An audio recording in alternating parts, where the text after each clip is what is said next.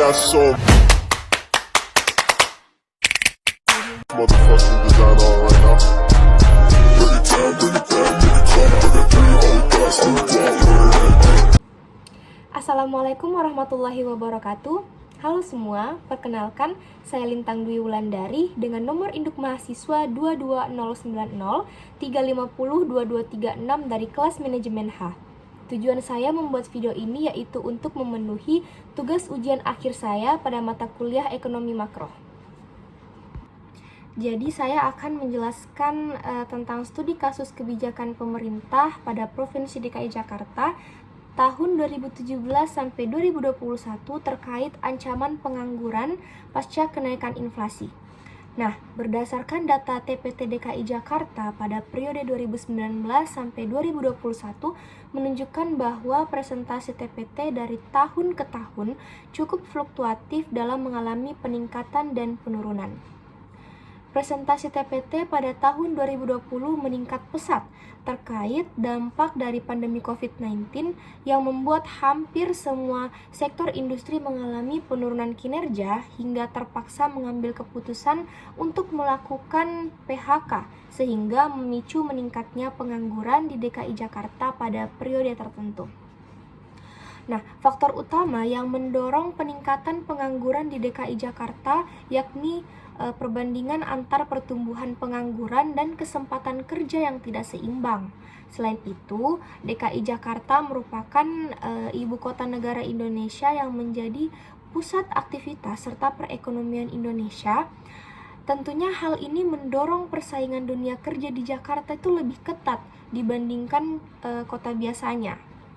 Dampak dari pandemi COVID-19 juga pada tahun 2020 silam juga mengalami dan menjadi salah satu pemicu utama meningkatnya pengangguran di DKI Jakarta yang masih dirasakan hingga sekarang. Walaupun ekonomi di sana perlahan sudah mulai memulih. Selain itu, ketentuan sosial yang ada seperti kemiskinan dan tingkat pendidikan maupun keterampilan juga rendah menghambat proses penyerapan tenaga kerja sehingga hal tersebut mendorong terjadinya pengangguran di DKI Jakarta. Kemajuan teknologi dan perkembangan yang ada juga membuat sebagian orang tidak mampu beradaptasi dengan transportasi yang ada di dunia kerja yang berimbas pada kemampuan penyerapan tenaga kerja tersebut. Nah, selanjutnya apa sih kebijakan pemerintah dalam menghadapi ancaman pengangguran pasca kenaikan inflasi? Jadi, pemerintah memegang andil besar dalam menangani pengangguran dan inflasi yang terjadi melalui kebijakan yang ditetapkannya. Tindakan yang tengah ditempuh oleh pemerintah DKI Jakarta dalam menangani pengangguran yakni dengan menerapkan kebijakan yang berorientasi dalam mendorong perubahan sektor perekonomian melalui perancangan platform yang mendukung kreasi, fasilitasi, kolaborasi pada suatu program yang terpadu yang dinamai sebagai Jakpreneur. Program tersebut bertuju pada pengembangan UMKM melalui ekosistem perusahaan seperti startup, institusi pembiayaan, serta pendidikan yang diharapkan mampu menjadi wadah bagi UMKM dalam turut andil menyerap tenaga kerja sehingga dapat menekan angka pengangguran.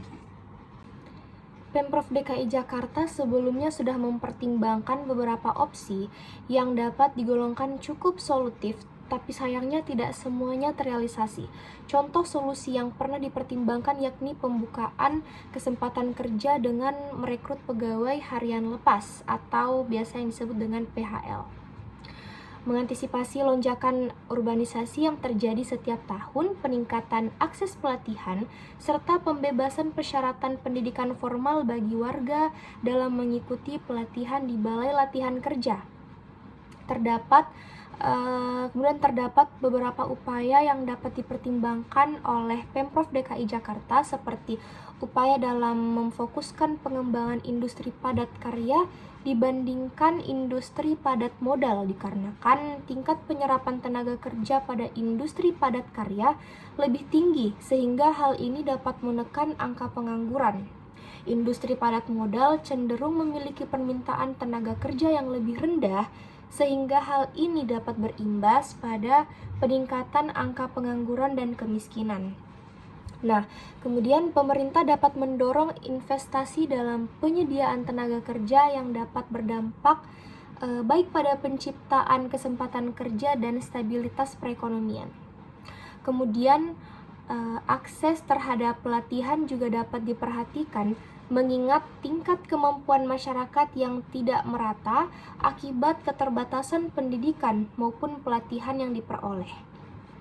Pemerintah juga perlu konsisten dalam peningkatan pertumbuhan ekonomi, karena jika peningkatan dan pemeretaan ekonomi baik, maka akan berdampak positif terhadap penciptaan kesempatan kerja.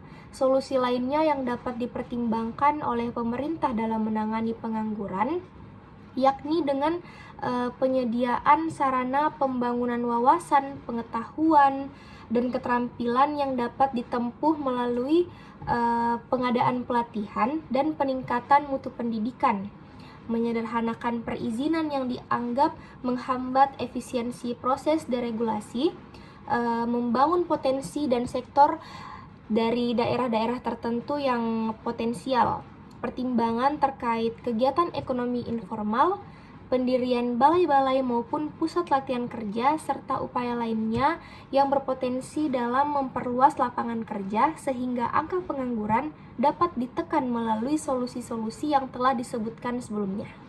Cukup sekian studi kasus yang dapat saya sampaikan, kurang dan lebihnya mohon dimaafkan. Wabillahi taufiq wal hidayah. Wassalamualaikum warahmatullahi wabarakatuh dan sampai jumpa.